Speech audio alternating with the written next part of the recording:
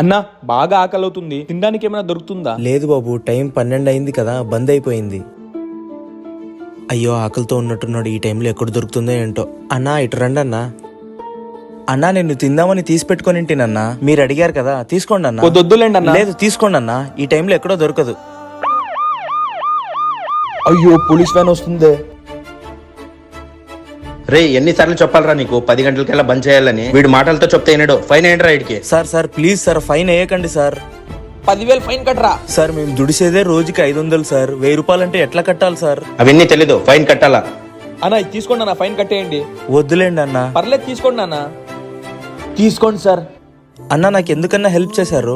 నా ముక్కు మొహం కూడా మీకు తెలీదు, అలాంటిది మీరు తినడానికి పెట్టుకున్న భోజనాన్ని నాకు ఇచ్చారన్నా. అప్పుడే తెలుసుకోవచ్చు మీది ఎంత మంచి మనసు అని.